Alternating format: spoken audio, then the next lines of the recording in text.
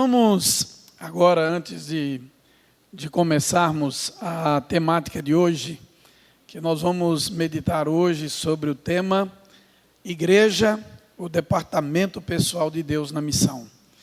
E eu queria duas coisas. Primeiro, que alguém avise quando estiver faltando 10 minutos para o encerramento da aula, tá bom?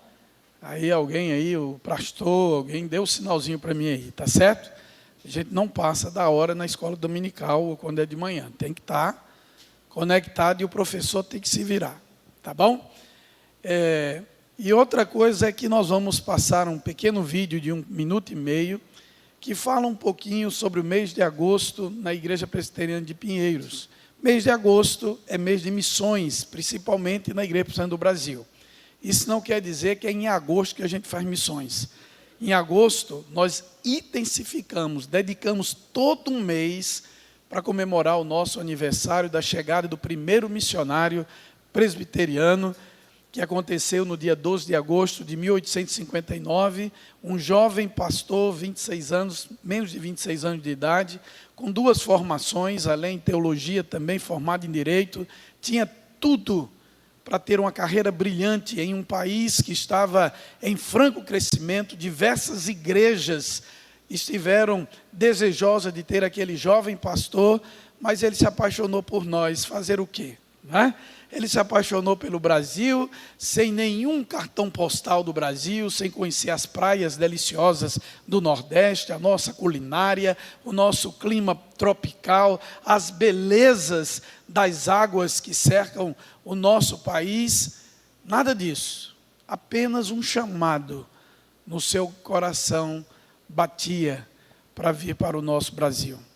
Então, por isso que nós, no mês de agosto, queremos olhar para trás e honrar aqueles que vieram trazer o Evangelho para nós. Então, lá na IPP, mês de agosto é mês de missões. Dá para passar o vídeo aí agora? Agosto é o mês de missões. É hora de fazer a sua doação para os muitos trabalhos da nossa Junta Missionária de Pinheiros. São 150 projetos de plantação e revitalização de igrejas em andamento pelo Brasil e mais 30 transculturais em vários continentes.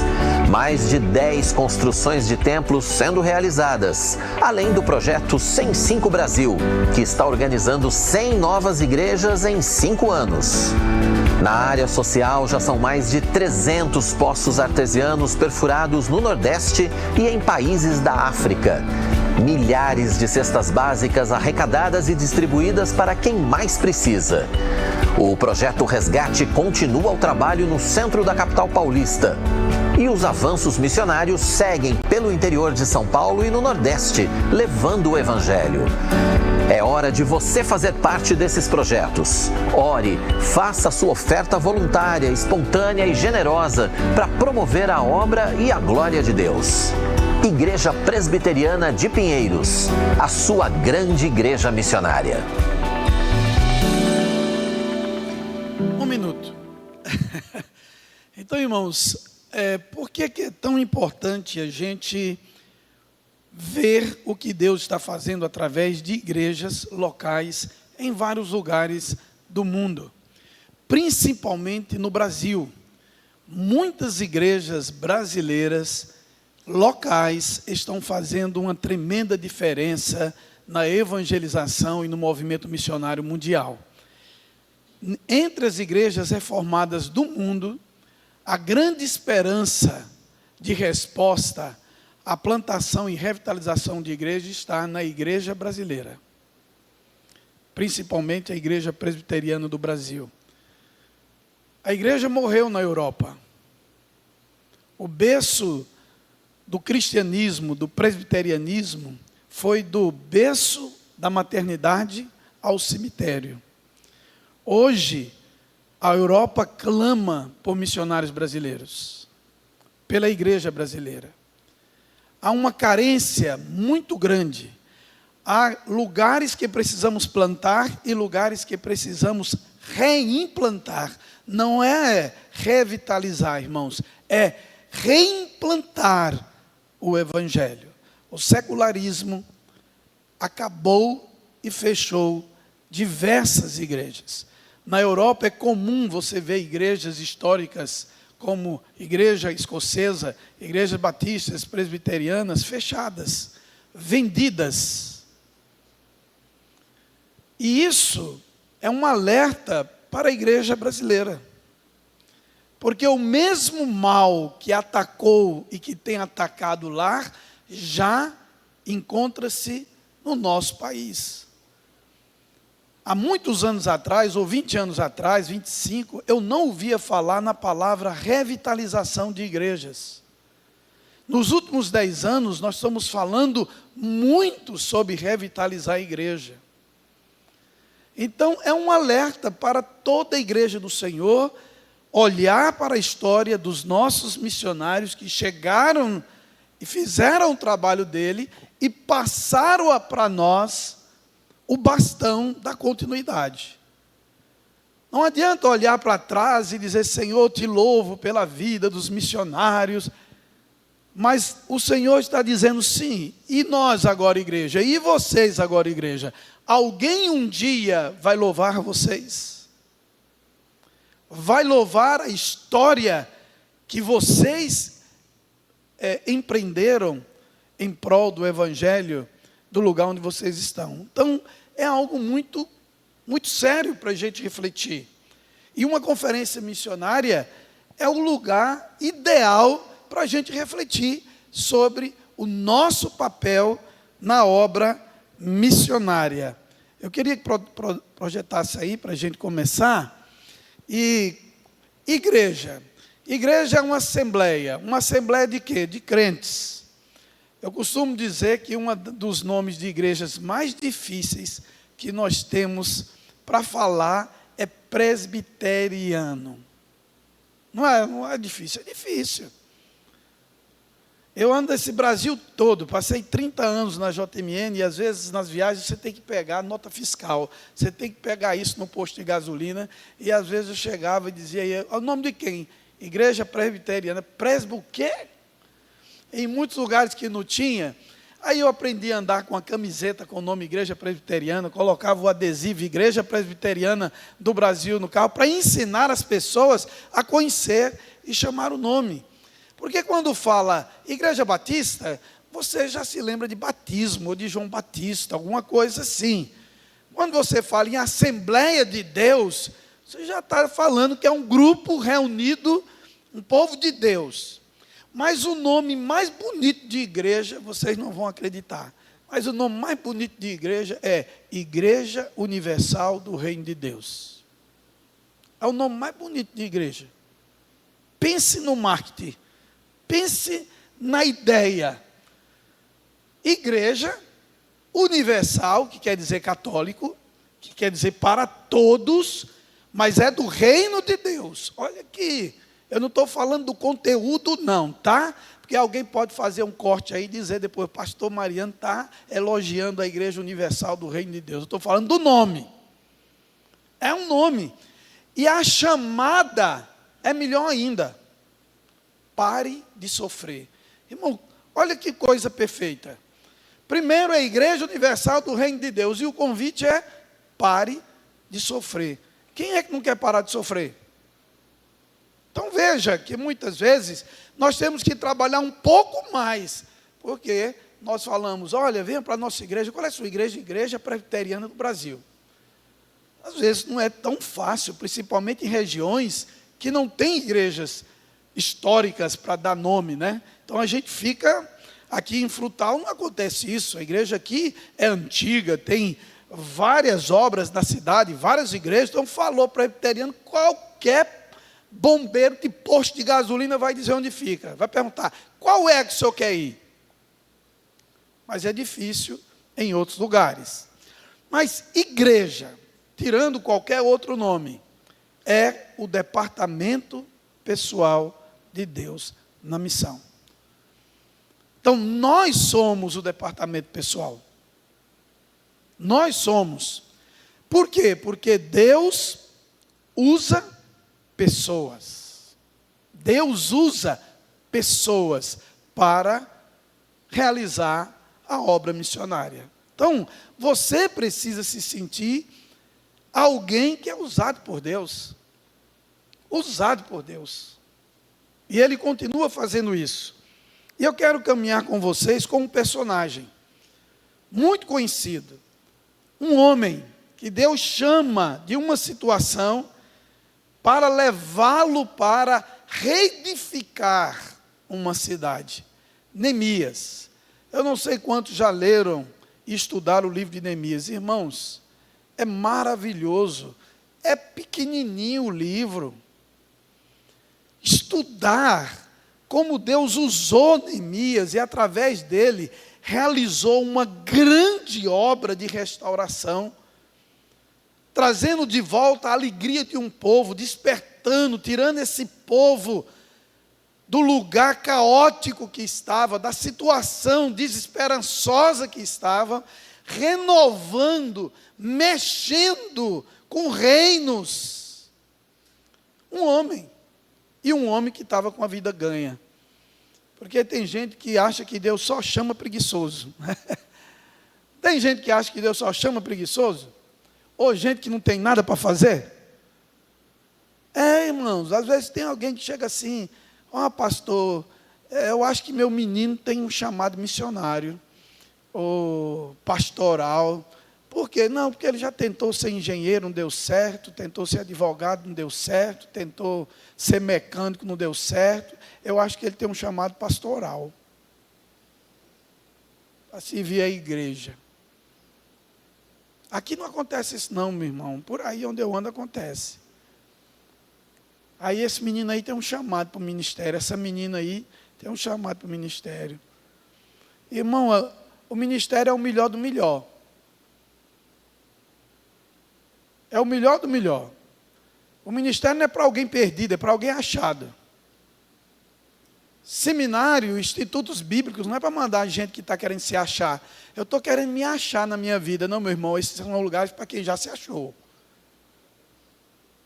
Obra missionária é o melhor. É só ler a Bíblia para você ver. Então, quando nós vemos que Deus, Ele usa pessoas, você vai ver personagens, Deus tirando pessoas de uma posição e colocando uma projeção dessas pessoas para que eles cumpram o trabalho do Senhor. Deixa eu ver se eu vou conseguir passar. Vou. Olha que coisa interessante. A reforma protestante. O calvinismo. As pessoas, tem gente que fala, dizer assim, é porque a nossa igreja é calvinista. Se a nossa igreja fosse arminiana, a nossa igreja evangelizava mais, ia mais. É porque nós somos históricos tradicionais. Se nós somos pentecostais, nós fazíamos mais. Irmãos, o maior movimento missionário da história após Pentecostes foi a reforma protestante. Foi a reforma protestante. E por quê? Porque ela trouxe de volta para a igreja o sacerdócio universal dos crentes. Cada crente voltou a exercer o sacerdócio. Cada crente foi chamado agora para testemunhar o evangelho, porque a igreja romana, ela tirou de todos esse direito e colocou simplesmente no clero, nas autoridades eclesiásticas. Escravizou a igreja. E quando a reforma protestante, lá com Lutero, logo em seguida veio a impressão gráfica, veio a Bíblia sendo traduzida pelo alemão, francês, inglês, e o Novo Testamento em grego. E foram começando a distribuir, e as pessoas tinham contato com a palavra, e esse foi o maior movimento missionário. Calvino era missionário na sua essência, era missionário do seu ensino, e era missionário na sua ação pastoral. Calvino enviou missionários para todos os lugares do mundo na época possível. Então, ser calvinista não pode ficar em nenhum lugar da história uma desculpa, porque a nossa igreja, muitas vezes, não é tão missionária. Na década de 50, até por volta de 58, quando o IBGE, quando se fazia pesquisa religiosa no Brasil, os presbiterianos era a maior denominação do nosso país. No seu número, na sua influência e nas instituições criadas por ela, como orfanatos, escolas e hospitais. Uma visão missionária integral. Então nós precisamos trazer de volta isso a todo momento, para que a igreja se mobilize e saiba que todos nós somos missionários. Esse não é um segredo lá da igreja de Pinheiros, porque segredo não se conta. A gente às vezes quer falar assim: irmãos, eu vou ensinar para vocês os 3 segredos. Olha, quem conta segredo não merece confiança. Então você, quando for falar, você fala: eu tenho uma receita para dizer para vocês. Eu tenho ensino, lições. Mas segredo, aí a pessoa chega na igreja a primeira vez, vê lá a pessoa contando segredo e fala que ele não merece confiança, está contando segredo. E Jesus não mandou a igreja guardar segredo. Nós não guardamos segredos. Ele disse que nos tirou das trevas para a sua maravilhosa luz, com o propósito de proclamar as virtudes, não é esconder, é falar daquele que fez essa obra maravilhosa em nós. Então, o que aconteceu na Reforma Protestante foi que cada cristão, ao conhecer a palavra, agora ele queria compartilhar, assim como o livro de Atos narra, com os crentes perseguidos, que depois conseguiram levar o evangelho a Antioquia. E Deus abençoou aquelas pessoas, não tem o nome delas, diz: alguns que eram de Chipre de Cirene, pregaram também aos gregos. E o evangelho chegou a Antioquia, e a boa mão do Senhor era sobre quem? Eles, aqueles que compartilhavam o evangelho de Cristo. E muitos se converteram ao Senhor, não tem ali o nome nenhum, de nenhum deles. Fala alguns, esses alguns pregaram, se multiplicaram porque houve conversões. Depois, chegou no ouvido da igreja. É interessante que Atos 13 é um relato que diz que a igreja tem ouvidos. Porque a igreja é um organismo vivo. Nós temos ouvidos para ouvir o clamor dos pecadores para serem alcançados, mas nós temos ouvidos também para ouvir a voz do Espírito Santo de Deus. E quando lá em Jerusalém, eles ouvem o que estava acontecendo em Antioquia, aí eles chamam Barnabé, escolhe um dos melhores crentes de Jerusalém e manda lá para Antioquia.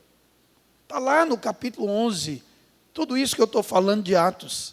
E aí Barnabé viaja e vai até Antioquia, e diz o texto lá, que quando ele chega e vê, ele se alegra no Senhor e exorta os irmãos que continuem crescendo no Senhor. Porque ele vê a mão de Deus agindo. Não havia um pastor ordenado, plantador fazendo, o que havia era crentes testemunhando da sua fé. E ele ficou pastoreando e diz que cresceu o número de convertidos através do trabalho de Barnabé, que era um homem bom e cheio do Espírito Santo de Deus.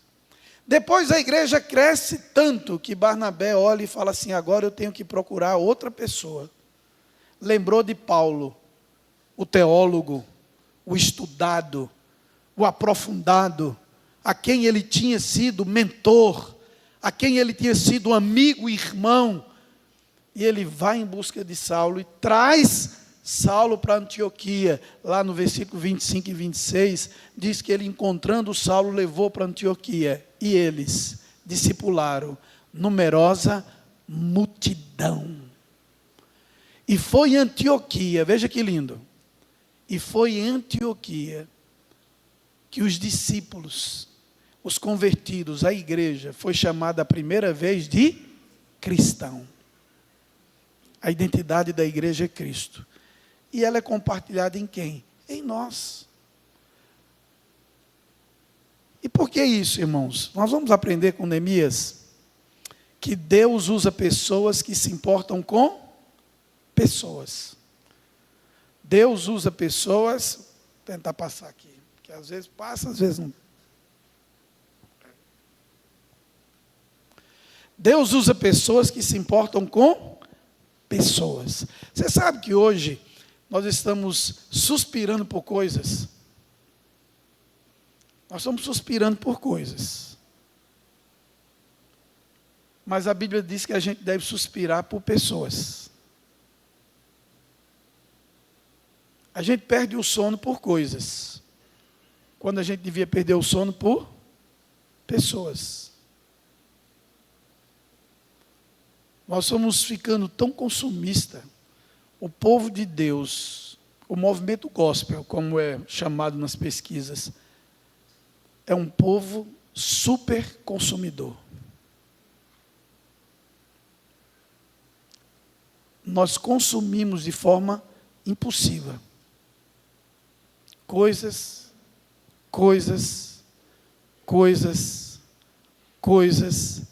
enquanto nós devíamos consumir aquilo que é essencial, mas nós devíamos suspirar por pessoas. Neemias estava com a vida maravilhosa. Era braço direito do rei. Sentava-se com o rei à mesa. Era copeiro, mas a palavra copeiro no hebraico, aqui se referindo a Neemias, é praticamente a mesma que é usada para José. Nada chegava à mesa do rei se não passasse por ele. Era uma confiança tremenda. Ele sentava-se junto ao rei e junto aos conselheiros do rei. Era alguém querido, com um bom salário, mesmo pertencendo ao império que cativou a sua nação. Ele tinha um alto cargo. Ele serviu ao rei Artaxerxes, esse mesmo rei Artaxerxes I, do qual se refere Esther. Ele serviu nesse império poderoso de 465 a 424 a.C. Esse rei imperador da Pérsia. Neemias recebeu uma visita lá em Suzã, a visita do seu irmão Anani. E o irmão veio e deu informações para ele como estava Jerusalém. Neemias não conhecia Jerusalém. Ele já nasceu no cativeiro. Mas ele ouve o que tinha acontecido com a capital da fé do povo de Deus, do povo de Judá, do povo de Israel. E eles contam a miséria que estava aquele lugar. Era a terra dos sepulcros dos pais de Neemias. E aí ele começa a se incomodar com o que ele ouviu. O texto bíblico vai dizer o quanto ele se incomodou por isso. Aquilo ficou no ouvido, na mente e no coração dele. Porque ele começou a se importar com aquele povo. Ele tinha tudo. Ele estava com um futuro garantido. E o Senhor vai botar problema na cabeça daquele homem. Porque, meu irmão, se você vem para a igreja para fugir de problema, eu quero dizer para você que o problema está aqui na igreja. Quando Cristo chama você, Ele está enchendo você de problema. Ah, não, eu quero ir para a igreja para derramar meus problemas lá. Você derrama um problema e você sai com outro problema. Porque a palavra do Senhor nos promete que no mundo tereis aflições. Nós somos sal para dar gosto a uma terra sem sabor. Nós somos luz para ofuscar, para fazer brilhar a luz de Cristo no mundo que vive em escuridão. Então, isso é problema. E se você acha pouco que eu estou dizendo, Jesus disse, eu não vim trazer paz, eu vim trazer espada. Então, saiba disso. Saiba disso. Deus chama e Ele dá um desafio. E desafio é problema. Desafios são problemas, mas ele nos aponta o caminho da vitória. Deus usa pessoas que oram. Quando nós recebemos um desafio, nós temos que entender que nós precisamos orar. Vai ter hora que passa isso. Nós temos que orar. Uma das primeiras coisas que começa a esfriar a fé das pessoas é o tempo de oração, que vai diminuindo e depois cessa totalmente. Nós temos tanta vontade de conversar e esquecemos que nós temos um Deus que inclina para nós o seu ouvido para ouvir o nosso pedido de socorro, para ouvir aquilo que está agitando o meu coração. E a palavra do Senhor diz isso.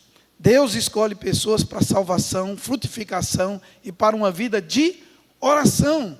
João 15,16 fala isso, Lucas 18,7. A maior prova de conversão de uma pessoa é sua vida de oração. De conversar com Deus.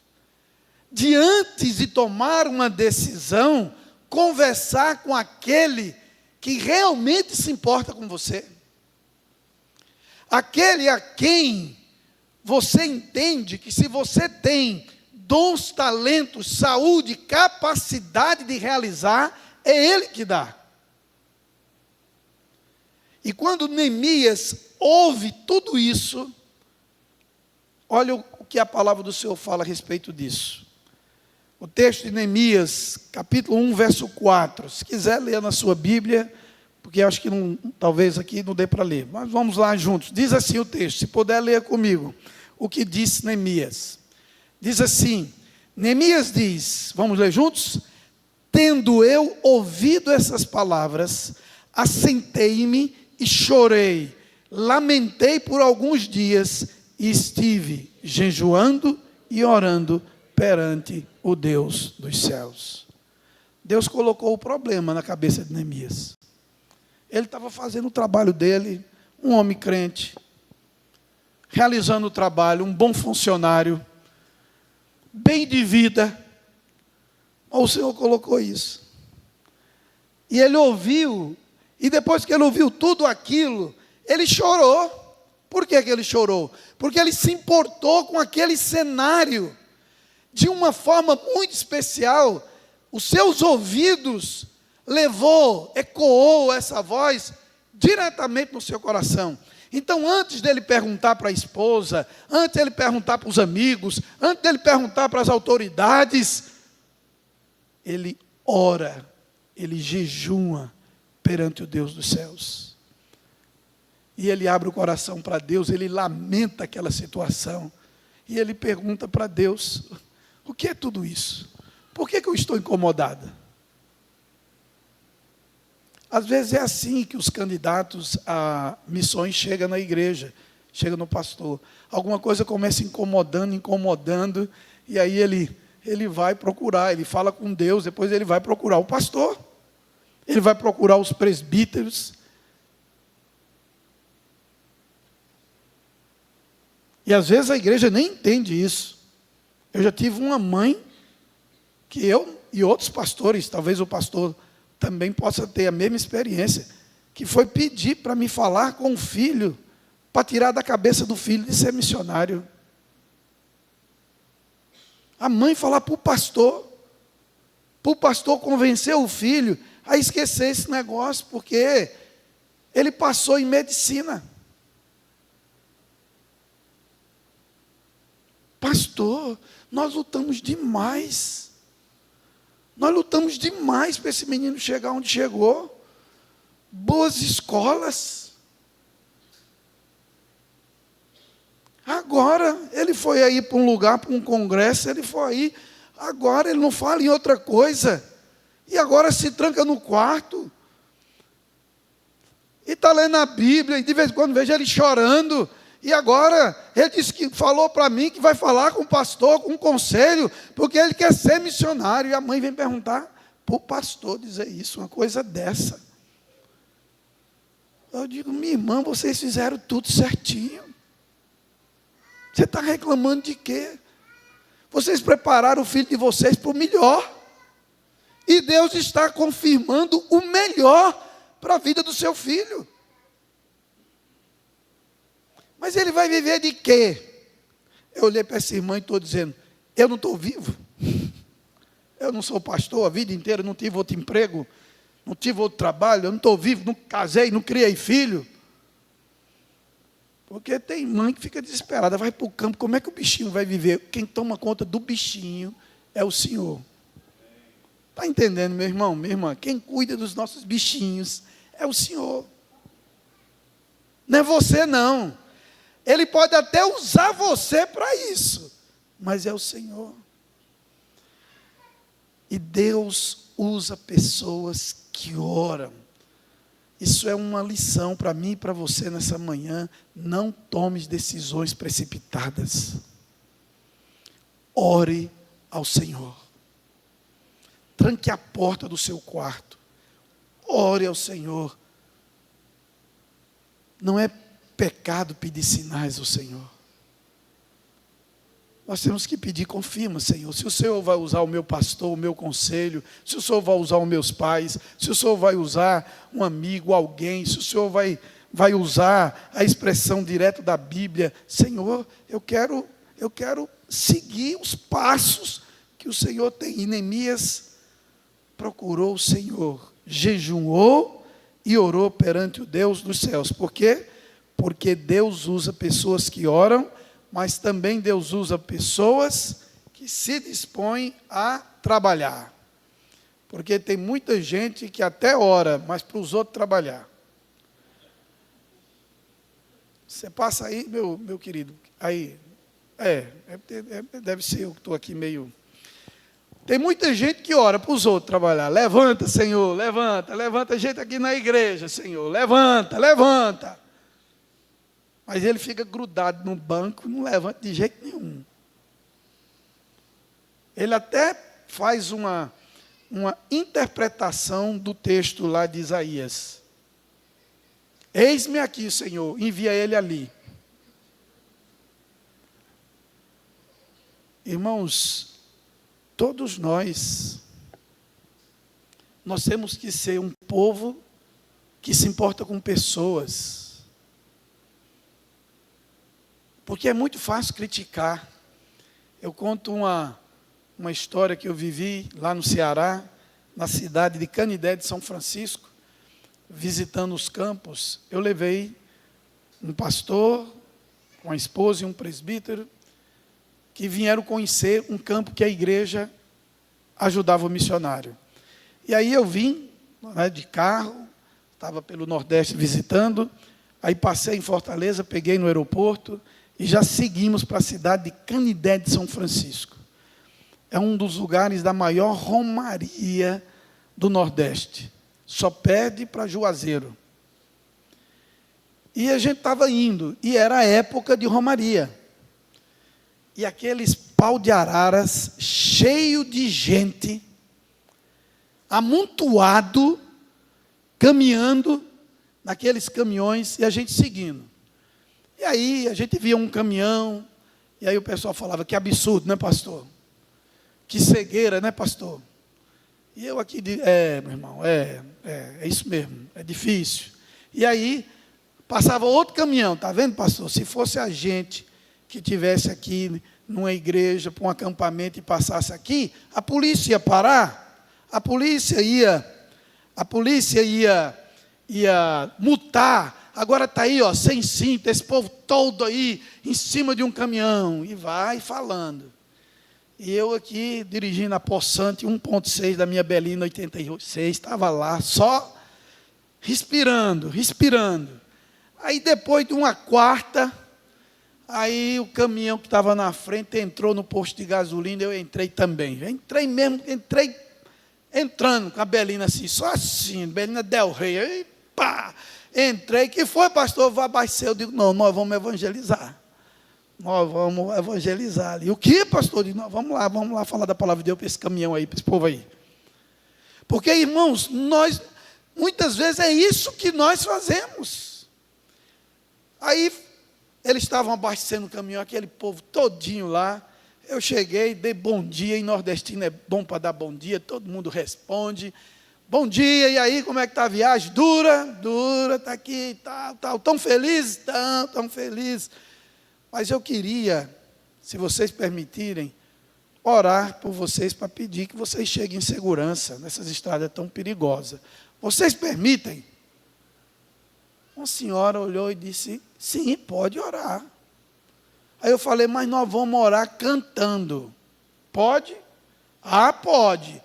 Aí nós cantamos e botei eles para cantar comigo o hino que fala, Deus os guarde pelo seu poder, permaneça ao vosso lado, vos dispense seu cuidado.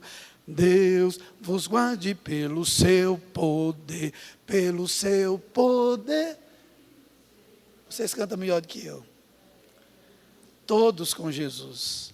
Nós evangelizamos o Evangelho cantando numa oração que Deus guarda, porque é Ele que tem poder. Depois de tudo terminado, agradeceram, entramos no carro e eu fui em paz até Canidé de São Francisco. Porque aí ninguém falou mais. Porque nós precisamos entender, irmãos, que nós temos que olhar as pessoas, se importar com pessoas. Nós temos que orar, falar com Deus, mas nós temos que nos dispor a trabalhar. Deus escolheu e dispôs no coração de quem? De Neemias, para trabalhar. Olha o que ele fala, disse-me o rei, o texto lá, lê comigo, 2, 4 e 5, diz assim, disse-me o rei, que me pedes agora? Então, o que é que Neemias faz? Orei ao Deus dos céus e disse ao rei, se é do teu agrado, ou do agrado do rei, e se o teu servo acha mercê em tua presença, peço-te que me envies ajudar a cidade do sepulcro dos meus pais, para que eu a reedifique. O rei viu que ele estava triste. O semblante de Neemias não escondia que ele estava com uma crise. Por que é que eu disse para você? Quando Deus chama, ele dá problema para nós. Neemias estava com esse problema agora no coração. O rei olha para ele e diz assim, o que é que você quer? O que é que você me pedes agora? E ele disse para o rei, depois de orar, se é do agrado do rei, se o teu servo achar favor diante de ti, me manda, dá essa designação lá para Judá, para eu reedificar a cidade do sepulcro dos meus pais. Mas ele diz, mas que inteligência. Ele não queria ir sozinho, ele queria ir acobertado pela autoridade do rei. Irmãos, como é bom a gente saber que está fazendo o trabalho para aquele que é o Rei dos Reis. Aquele que conhece todas as coisas. Às vezes lá no trabalho eu fico com tanta vergonha de falar do amor de Cristo por causa do patrão, por causa do chefe. Irmãos, você não precisa no seu trabalho abrir a Bíblia e fazer um sermão, não. Você precisa ser a pessoa mais acessível daquele lugar. Você deve ser a pessoa que bota a mão sempre no ombro dos seus colegas e diz, se você precisar de mim, conte comigo. Você tem que ser no seu trabalho, seja qualquer que seja, alguém que não se assenta para escarnecer de outras pessoas. Você tem que ser a pessoa mais confiável do seu grupo de trabalho. Não importa o preço que você vai pagar para isso. Não importa o preço, porque o preço vai ser caro, mas não importa o preço. Porque você é sal e luz. E o Senhor te chamou para que você trabalhe. Crente não pode fazer tudo que os outros não crentes fazem, os da fé e os não da fé, os igreja e os não igreja.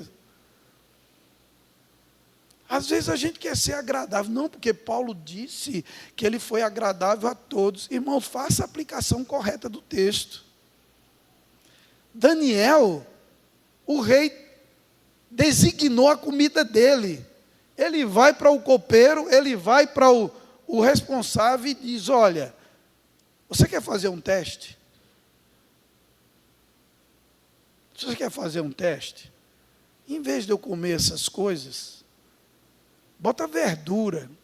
Para convencer menino a comer verdura, leia Daniel, tá?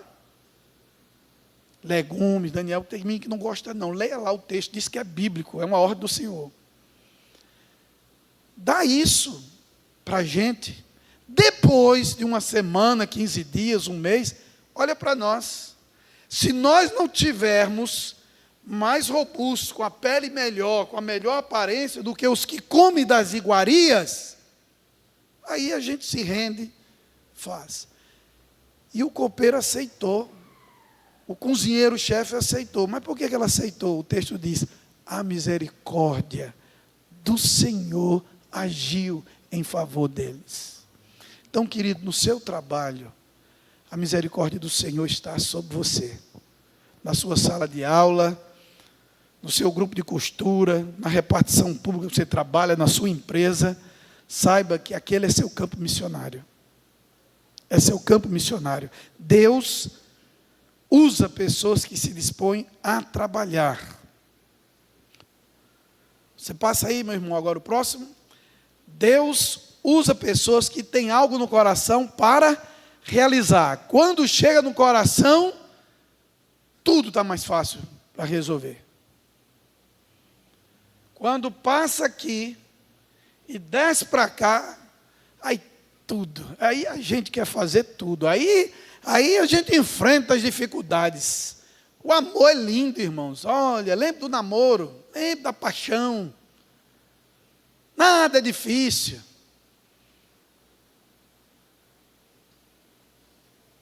Quando nós estamos com o coração, irmãos, todas as coisas ficam mais fáceis de ser realizadas.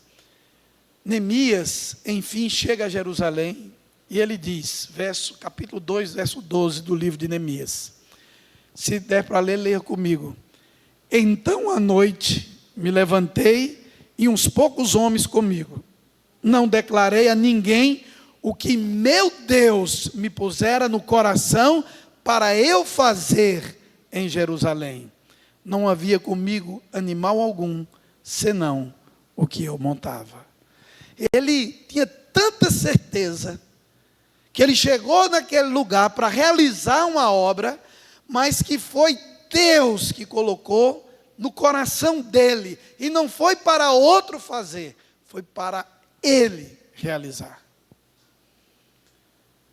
Igreja não é carroça, irmãos. É um pastor matuto que está falando, desculpe, mas igreja não é carroça.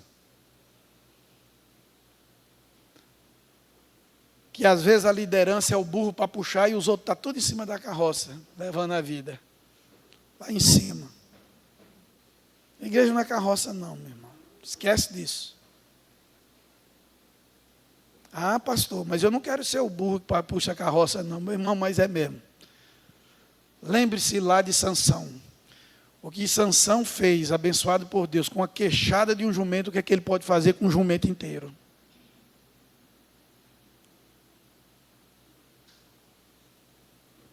Deus chama, Deus capacita, todos nós temos trabalho para fazer.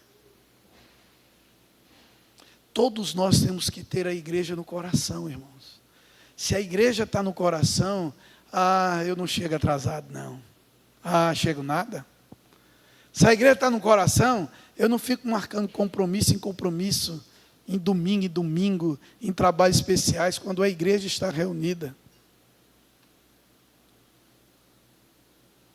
Quando a igreja está no coração, eu chego no meu trabalho e falo, olha, eu estou pronto para servir e fazer o que vocês quiserem, mas eu sou cristão, se vocês puderem me colocar na escala do sábado, da sexta, da segunda, mas se puderem, eu rogo ao Senhor que Me libere no dia de domingo, porque eu preciso estar com minha família da fé. Quando o trabalho lá do departamento infantil, da SAF, da UPH, do ministério tal, no coração, irmãos, não vai faltar ninguém, o plantão vai estar ok, as coisas vão estar, por quê? Porque precisa estar onde? No coração. Deus usa pessoas que têm um coração que recebe a missão e vai realizar essa missão. Porque o amor a Deus, ele precisa ser de todo coração. Eu costumo dizer que o coração é como arrumar mala. Eu não sei se aqui tem algum homem que sabe arrumar bem uma mala. Deve ter. Mas não sou eu. Eu não sei. Eu viajo há 30 e tantos anos, mas eu não sei. Eu preciso da minha esposa para arrumar a mala. E às vezes eu não quero perturbá-la. Aí eu ponho a mala na cama e vou tentando dobrar a camisa, colocando. Aí ela chega. Quando ela chega, ela olha e fala: tantos anos você ainda não aprendeu. E aí vai, e não estava cabendo as coisas, ela fecha. Está tudo prontinho. Eu fico, como é que pode um negócio desse? Coração é assim, irmãos. Você tem que abrir e deixar que Cristo arrume o teu coração. Aí Ele vai colocar cada coisa no seu devido lugar. E a primeira coisa que Cristo coloca na mala da sua vida é Ele. E aí depois o texto sagrado diz: e todas as demais coisas vos serão acrescentadas. O problema é quem está arrumando a mala da tua vida e da minha vida. Essa arrumação tem que estar no coração. Isso é missões. Isso é uma igreja naturalmente missionária. Deus dá uma missão, não importa o tamanho. Você vai ver o texto, se você ler o livro de Neemias, é uma tarefa de casa para vocês, vai ficar maravilhado. Ele olha, ele vê um monturo, ele vê os portões queimados a fogo, ele vê um monte de metralha, um monte de... a cidade assolada, um desespero. Ele olha de perto agora. Mas Deus colocara no coração, e Ele não contou para ninguém. Ele estava em oração, ele estava pedindo direção a Deus primeiro, ele estava olhando o trabalho, o tamanho desse trabalho, o custo desse trabalho. E é tão interessante que quando ele pede para o rei enviar, o rei concorda, mas o rei pergunta para ele: quanto tempo você vai precisar? Porque o rei não estava dispensando um funcionário qualquer, não estava dispensando um funcionário indesejado, era alguém que faria falta para ele. Diz: quanto tempo? Neemias diz: olha, é um certo tempo, mas eu não posso dizer quando eu vou voltar. O rei disse: eu vou te dar as cartas. As cartas de autoridade para você passar em todas as fronteiras do império, para chegar em segurança lá em Jerusalém.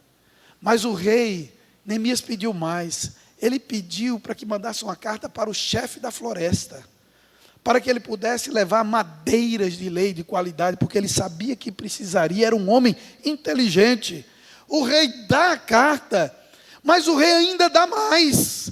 O rei dá uma escolta especial para guardá-lo durante toda a viagem, porque quando Deus coloca no coração, irmãos, Ele abre as portas, Ele é o Deus generoso, Ele usa outras pessoas para o cumprimento da nossa missão.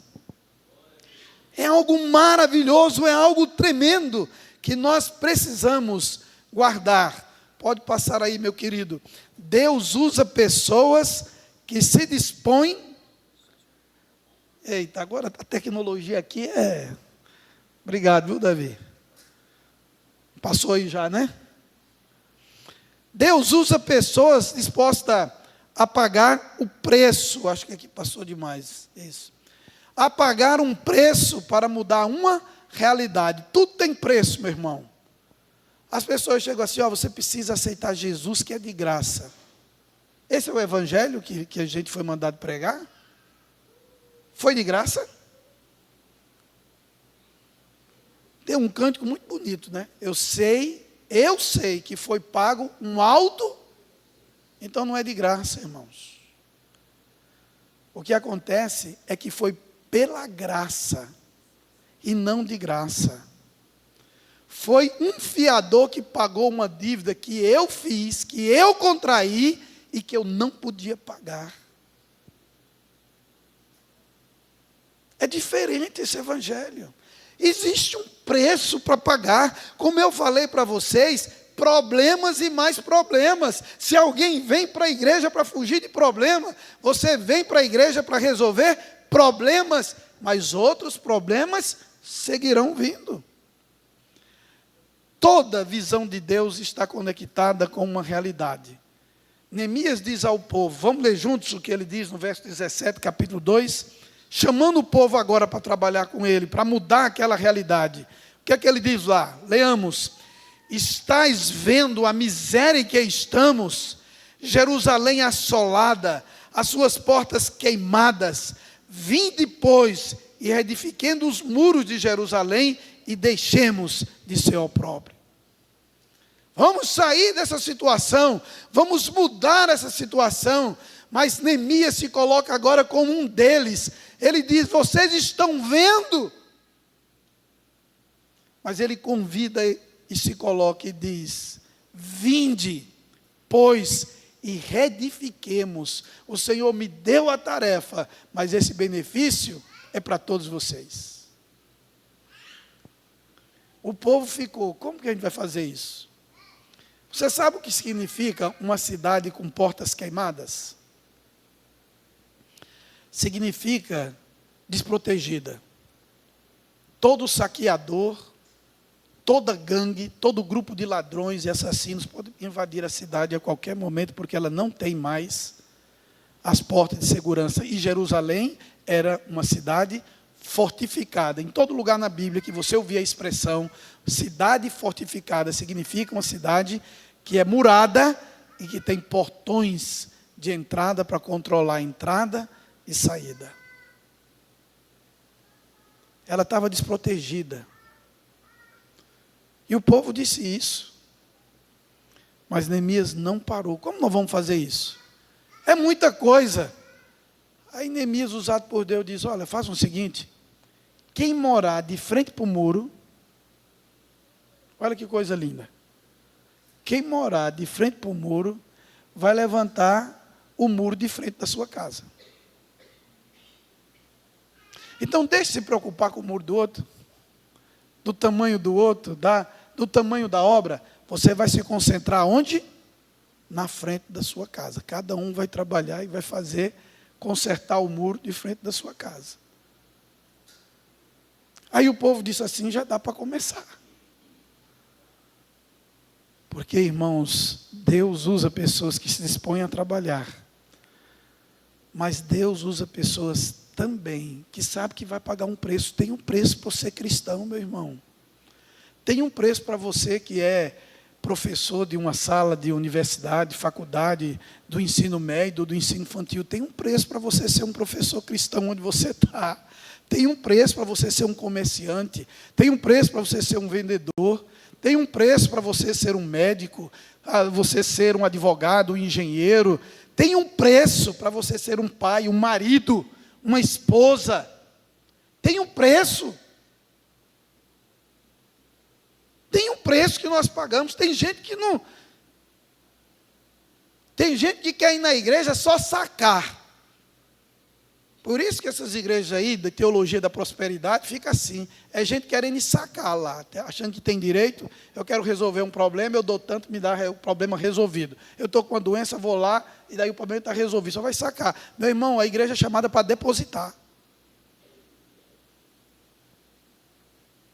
Há um cântico maravilhoso. Ah, se eu fosse cantor. Ah, mas Deus não me deu essa graça.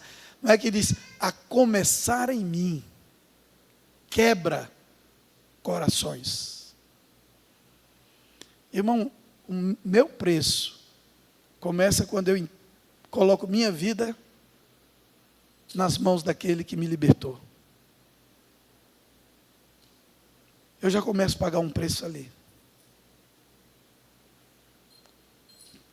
Quem se converteu já jovem e adulto sabe o preço que paga quando chega em casa e às vezes tem que falar para os pais: olha, eu fui aí numa igreja, eu fui aí num evento, numa igreja aí, eu vi uma palavra, eu resolvi, agora eu vou ser crente. Eu tinha um colega de ministério lá do Rio Grande do Norte, que o pai dele era pai de santo. E nós adolescentes, lá em Caruaru, na igreja, uma UPA muito grande, e saiu vários pastores dessa UPA, inclusive ele. E ele foi alcançado num culto na casa da professora. A professora era da igreja, era mãe de um adolescente. E aí a UPA fazia uma vez por semana nas casas dos adolescentes, e cada um levava seus colegas de escola ou primo, algum para participar lá. E tinha a pregação. E nesse dia o pregador era eu. Tinha 16 anos, era eu o pregador escalado pelo conselheiro para trazer a palavra. E preguei o evangelho. E isso ficou no coração do Romeu. E aí ele começou perguntando para a professora mais, a professora: olha, você precisa ir para a igreja. Ele morava na rua da igreja presbiteriana, mas ele não podia ir. Ele só conseguia ir para as reuniões dos adolescentes. E ele foi sendo discipulado nas reuniões dos adolescentes. E quando a gente tinha alguma outra programação no dia de sábado, para pegar ele, para que a gente fosse, porque era dureza, meus irmãos, a gente é dureza. Todo mundo andava a pé, ou quem tinha dinheiro pegava ônibus. Não tinha não. Então a gente combinava para não andar sozinho, andava de 3, 4, de 5, passava na casa dele, ia no orelhão, aí ligava lá para ele, tocava lá, cobrar uma vez, aí desligava, aí de segunda ele já sabia que a gente estava esperando ele, ele saía. E ia porque ele não podia dizer para a mãe para onde ia. Vou sair com a turma, com os amigos. Mas eu quero dizer para você que quando Deus coloca no coração, eu tive a alegria de estar presente na ordenação dele, no casamento dele. E eu recebi no dia da ordenação dele um abraço da mãe dele, convertida, o pai havia falecido. E ela me deu um abraço, dizendo: eu quero agradecer o que vocês fizeram para o meu filho lá atrás. Irmãos, nós temos que acreditar, é o Evangelho. É Deus que usa pessoas. Se você perguntar aonde foi a ação do pastor ali, em tudo isso que eu estou falando da nossa UPA, foi nomear o conselheiro que andava com a gente. Porque o pastor não tinha tempo, cuidava de 2, 3 igrejas, de acompanhar os adolescentes. Quem fazia o trabalho? Eram os próprios adolescentes.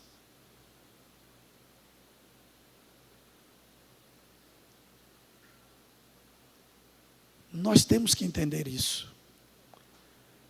Devemos pagar o preço para mudar a realidade. E quando o Evangelho chega em uma vida, ele muda toda uma realidade. Deus usa pessoas que não temem oposição. Tem medo de oposição, irmão? A Bíblia já diz que nós vamos ter oposição. Não tenha medo não. Como é que você vai ter medo de uma coisa que é certa? É igual ter medo de morrer. A única coisa certa na vida é a morte. Você não sabe a altura que você vai ter, a cor do seu cabelo. Você não vai saber se você vai ser uma pessoa sadia ou uma pessoa que vive batendo em porta de hospital. Você não sabe se você vai ter uma vida mal ou menos ou uma vida desgraçada de problema. Você não sabe se você vai ser obeso ou vai ser magrelo. Você não sabe se vai ser cabeludo ou careca. Você não sabe. Mas uma coisa você sabe, nasceu, vai morrer. E nós vivemos tremendo por uma certeza. Oposição vai ter, meu querido. estão batendo na igreja. Na última eleição majoritária do país, foi uma polarização. Aí é eleito um presidente e os crentes tudo... Ai, meu Deus, o que vai ser da gente? Um monte de crente. Aí, chegando para o pastor, e agora? E a igreja? E, irmãos, a igreja é sempre igreja. Quem é o Salvador e o Senhor da igreja é Cristo Jesus. Nem altura, nem profundidade, nem coisas do presente, nem do porvir, nem espada, nem fome, nem nudez, nem coisa, nada poderá nos separar do amor de Deus que está em Cristo Jesus, nosso Senhor. Deixa vir contra a igreja. As portas do inferno não prevalecem contra a igreja do Senhor. Isso só acontece quando a igreja deixa de ser igreja. Quando a igreja virar um ajuntamento de religiosos, as portas vão fechar. Quando a igreja não acreditar mais no evangelho que é pregado e vivido, ela vai fechar. Porque ela vai deixar de ser igreja. Mas enquanto ela for igreja, Deus usa pessoas que não temem oposição. A obra de Deus é feita em face de muita oposição. É o ataque direto do mal. Quando Neemias veio para edificar o muro e transformar a vida dos judeus, a oposição se levantou de imediato. Lá no verso 10 do capítulo 2, diz assim: disto ficaram sabendo Sambalate, o rei, o Horonita e Tobias, o servo amonita, e muito lhes agradou que alguém viesse procurar o bem dos filhos de Israel. O rei mais próximo, com seus cupichas, se reuniram e souberam que tinha um homem que veio lá de Jerusalém com cartas atravessando o império e com uma mensagem de reconstruir o muro, as portas, de reedificar aquela cidade. E eles ficaram totalmente irados com isso. E tentaram várias vezes. Primeira tentativa, emocional. Tentaram diminuir o tamanho daquele trabalho. Irmão, é tão ruim quando as pessoas diminuem o trabalho da gente. Zomba do trabalho da gente. A gente faz com tanto sacrifício. E tem gente que chega e diminui tudo assim, né? Assim, de graça, assim, né? Qualquer um faz. Né? Você prepara lá aquele bolo, aquela coisa toda.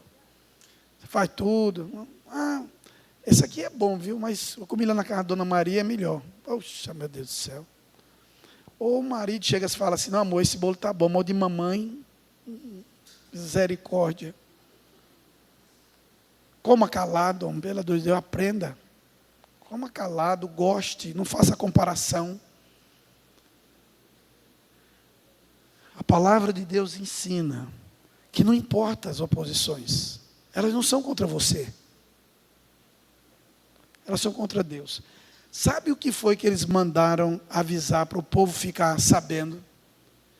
Eles disseram que se uma raposa, irmãos, veja aí, uma raposa chegasse lá no muro e batesse o rabo, o muro caía. Está na Bíblia, irmãos. Desanimar o povo. Dizer, olha, isso não vai adiantar de nada. Na hora que a gente quiser invadir, invade. Esse foi o recado.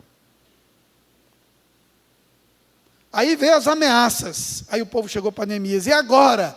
Aí Neemias disse, ó, meu irmão, você faz o seguinte, você tem uma faca em casa, você tem um rastelo, uma enxada, você tem um pedaço de pau redondo, você tem, traz e vai trabalhar e deixa lá do teu lado.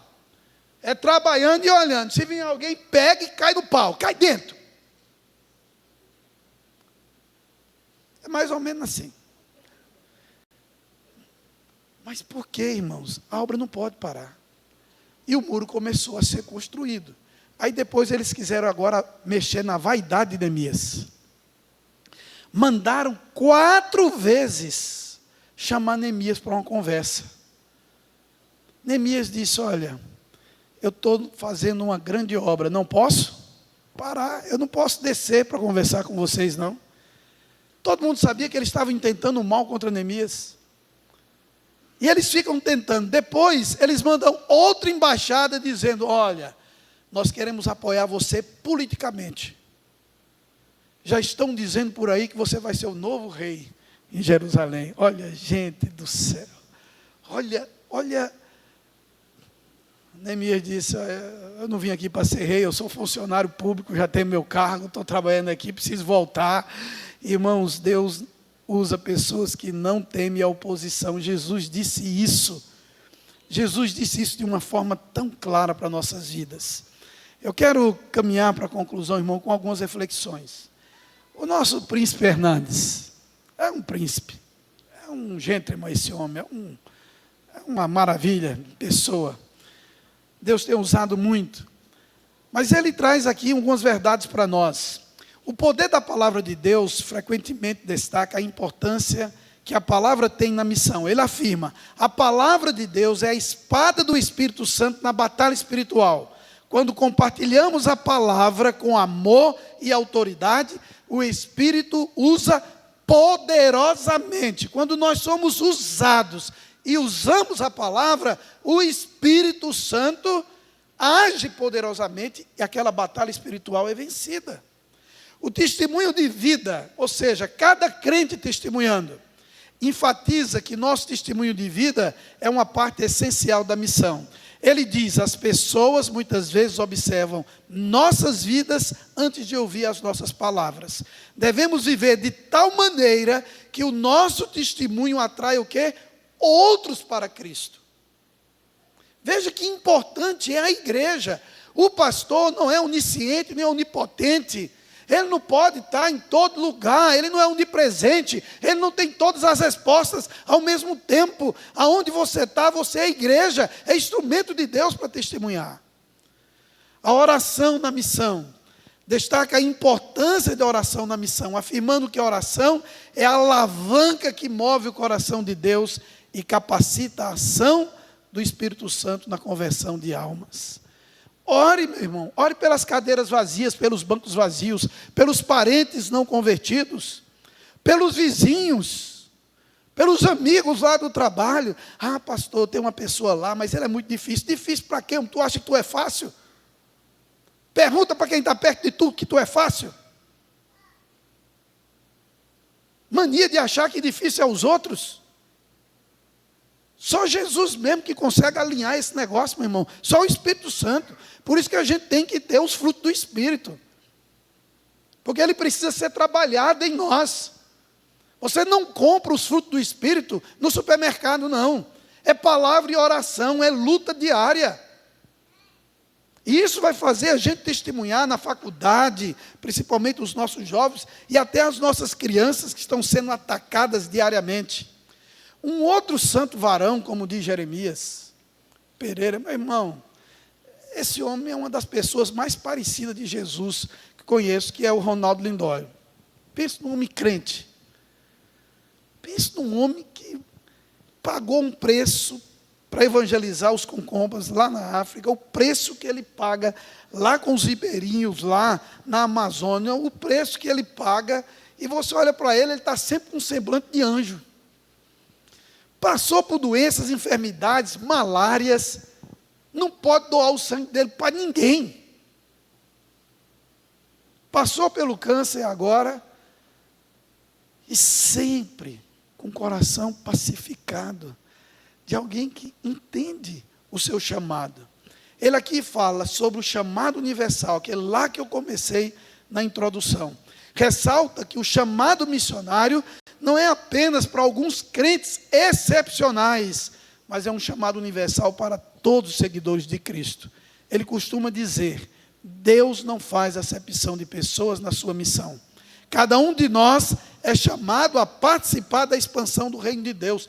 Isso é o tema da conferência, até os confins da terra. O seu bairro está incluso nisso.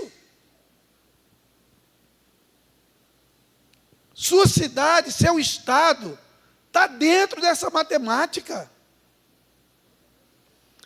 Cultura e contexto. Ronaldo também enfatiza a importância de entender a cultura e o contexto em que estamos envolvidos na missão. Ele observa que cada cultura é um campo missionário único e precisa aprender a contextualizar o Evangelho de forma relevante e sensível em cada contexto. Cada contexto é diferente, irmãos. Tem pessoas aqui de vários lugares. Eu estava ontem aqui na porta, alguém falou: pastor, eu sou lá de pertinho do senhor. Eu digo: você é de Pernambuco? Não, eu sou de Paraíba. De onde? De João Pessoa. Aí eu disse: olha, eu vou estar pregando domingo na conferência lá em João Pessoa. Em que igreja? Na igreja de Intermares. É a minha igreja. Veja como Deus torna pequeno as coisas.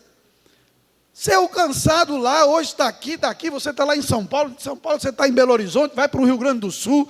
São contextos diferentes, educação e culturalmente diferente em outros países, outras culturas, mas tudo isso é um campo missionário. E concluindo, o que é que o Senhor requer da igreja? Fidelidade. Fidelidade, irmãos. O que é que você espera no seu casamento? Fidelidade.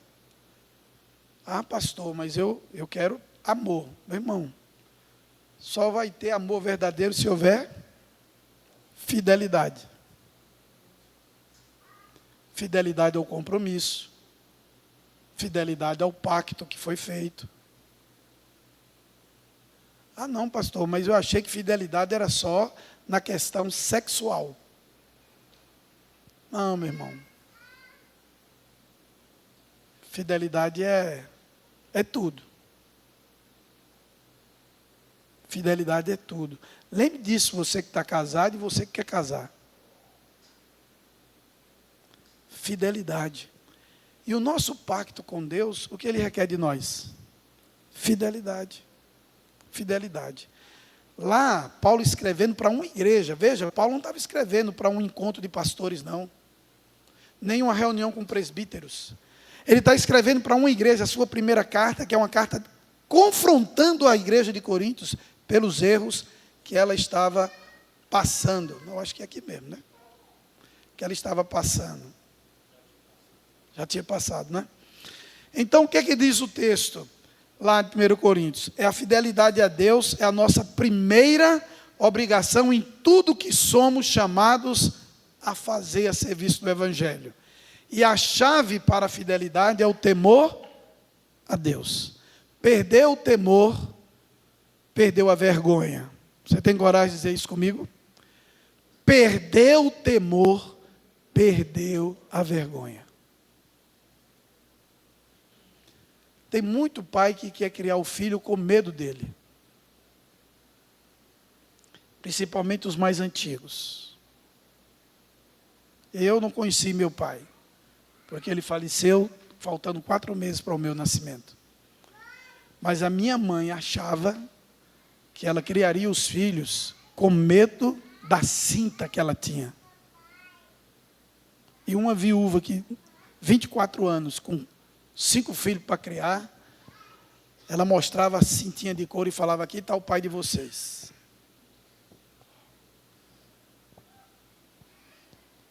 Não tinha conselho tutelar, não tinha mimimi nem bullying naquela época. E era assim que ela queria consertar as coisas. Era assim que ela achava que consertava. E ela sabia fazer direitinho, minha mãe. Ela aprendeu de um jeito, meu irmão, que quando ela sentava as pernas, a lágrima descia do lado, e aquilo queimava até a alma. Você ia até o 3º céu. Porque ela queria temor, mas temor na Bíblia é reverência e respeito. Temor da Bíblia é temer sem a pessoa estar presente. Não é ter medo da presença. O Senhor nos chamou e Ele quer que eu e você o sirvamos com temor. E por que o temor? Porque é sabedoria. O temor ao Senhor é o princípio de toda sabedoria. Não seremos sábios sem temer a Deus. Então, isso é muito importante. É isso que ele diz no texto. De forma muito clara, ele diz: assim, pois, escreve Paulo, importa que os homens nos considerem como ministros de Cristo e dispenseiros dos mistérios de Deus. Ora, além disso, o que se requer dos dispenseiros é que cada um deles seja encontrado fiel.